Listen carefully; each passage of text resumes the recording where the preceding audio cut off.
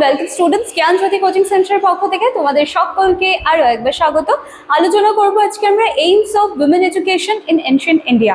ঠিক আছে, তাহলে প্রাচীন ভারতে মহিলাদের যে শিক্ষা ব্যবস্থা ছিল বা লক্ষ্য ছিল, শিক্ষা ব্যবস্থা বললে ভুল হবে, এইমস বলা আছে, লক্ষ্য।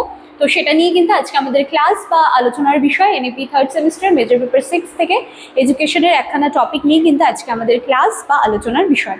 ক্লাস বা আলোচনার বিষয়ে যাওয়ার আগে একটুখানি বলে দিচ্ছি, তোমরা যারা চাইছো আমাদের সাথে যোগাযোগ করতে, যারা মেজরের স্টুডেন্টসরা রয়েছে, সেক্ষেত্রে তোমাদের কোর্স ফি থাকবে 1299 টাকা এবং মাইনর স্টুডেন্টসদের কোর্স ফি থাকছে কিন্তু মাত্র 699 টাকা। এবং আমাদের সাথে যোগাযোগ করতে হলে এখানে দেখো দুটো কন্ট্যাক্ট নাম্বার দেখতে পাচ্ছ, যে কোনো একটি নাম্বারে কল করে কিন্তু আমাদের সাথে সরাসরি যোগাযোগ করে নিতে পারছো। ঠিক আছে, এই হচ্ছে পুরো বিষয়টা। এবার চলে আসি আমরা শিক্ষার মৌলিক অধিকার ও সমতা। প্রাচীন ভারতে, বিশেষ করে বৈদিক যুগে, যেহেতু আমরা নারী শিক্ষা নিয়ে আলোচনা করছি, আচ্ছা ওটা মৌলিক হবে, হ্যাঁ। বৈদিক যুগে নারী ও পুরুষের মধ্যে লিঙ্গভিত্তিক শিক্ষাগত বৈষম্য ছিল না। তাহলে এই জায়গাটা কিন্তু আমরা দেখতে পাচ্ছি।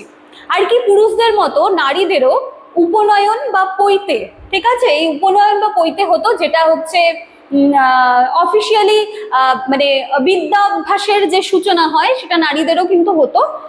অথর্ববেদ অনুসারে ব্রহ্মচর্য পালন এবং বেদ অধ্যয়নের পরেই কন্যারা কিন্তু বিবাহের যোগ্য বলে বিবেচিত হতো। এছাড়াও নারীরা গুরুগৃহে গিয়ে গুরুর মানে সাথে থেকে, গুরুর সান্নিধ্যে থেকে জীবনের যে মূল তত্ত্ব, ঠিক আছে, এগুলো কিন্তু শিখতে পেত।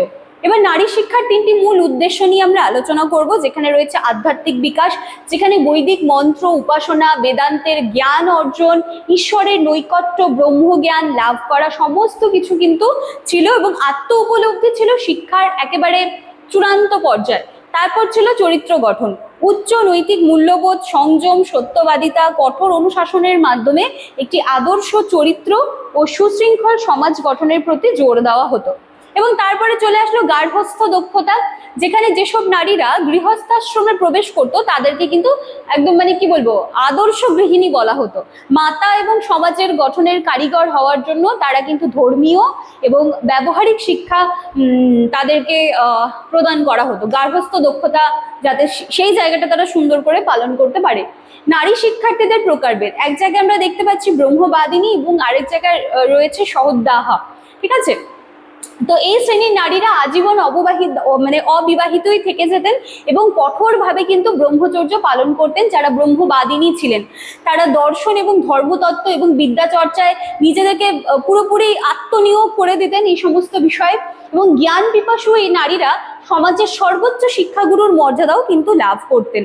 এবং অপর পাশে আমরা দেখতে পাচ্ছি যে এই শ্রেণীর কন্যারা কিন্তু বিবাহের পূর্ব পর্যন্ত 15 বা 16 বছর বয়স পর্যন্তই শুধু শিক্ষাটা গ্রহণ করতেন, এরপর তারা কিন্তু পুরোপুরি গৃহস্থাশ্রমে প্রবেশ করতেন। তাদের তখন শিক্ষার মূল উদ্দেশ্য ছিল যে একটি পরিবারকে কি করে তারা সুন্দরভাবে চালনা করতে পারে, গার্হস্থ ধর্ম কি করে পালন করতে পারে, এই জায়গাটা ছিল।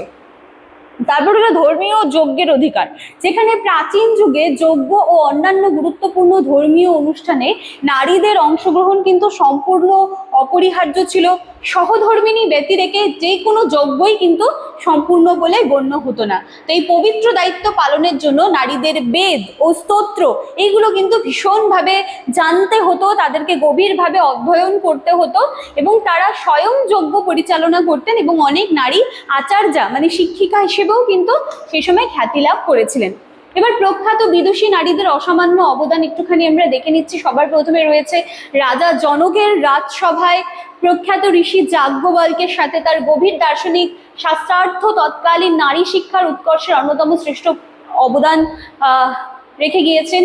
তারপর রয়েছে মৈত্রেয়ী, জাগতিক সম্পদ এবং ঐশ্বর্য প্রত্যাখ্যান করে তিনি কিন্তু স্বামীর কাছে অমরত্ব ও ব্রহ্মজ্ঞান কামনা করেছিলেন, যেটা কিন্তু ছিল তার তীব্র আধ্যাত্মিক চেতনার পরিচয়। এছাড়া চলে আসলো লোপামুদ্রা, যেখানে মহর্ষি অগস্ত্যের স্ত্রী ছিলেন এই লোপামুদ্রা, কিন্তু তিনি একজন অত্যন্ত বিদুষী নারী ছিলেন এবং তিনি নিজেই কিন্তু ঋগ্বেদের যে একাধিক মানে গুরুত্বপূর্ণ যে সূক্তগুলো রয়েছে সেগুলো কিন্তু তিনি স্বয়ং নিজেই কিন্তু রচনা করেছিলেন। এছাড়া অপলা, ঘোষা, বিশ্ববারাই সকলেই ছিলেন। তো এই সমস্ত নারীরা কিন্তু বেদমন্ত্র রচয়িতা হিসেবে প্রাচীন সাহিত্যে কিন্তু অমর হয়ে আছেন, তাই তো? আচ্ছা, তো এই ছিল কিন্তু আলোচনার বিষয়, যেখানে প্রাচীন ভারতে নারী শিক্ষা কেবল অক্ষর জ্ঞানের মধ্যে সীমাবদ্ধ ছিল না, নারীদেরকে নিজেদেরকে উপলব্ধি করা, গভীর দর্শন সম্পর্কে চর্চা করা, সমাজ জীবনে নারীর সমান অধিকার মর্যাদার প্রতিষ্ঠা একটা গৌরবময় অধ্যায় কিন্তু এই সময়টাই ছিল, তাই তো? তো এই ছিল কিন্তু আজকে আমাদের ক্লাস বা আলোচনার বিষয়। আশা করছি জায়গাটি আমি বোঝাতে পেরেছি যে এনশিয়েন্ট ইন্ডিয়াতে উইমেন এডুকেশনটা কি ছিল, কেমন ছিল, বা কোন বিষয়গুলো ইনক্লুডেড ছিল। তো চলো, আজকের ক্লাস বা আলোচনার বিষয় এতখানিই থাকছে। দেখা হচ্ছে নেক্সট দিনে আবার একটা নতুন টপিক নিয়ে। Thank you.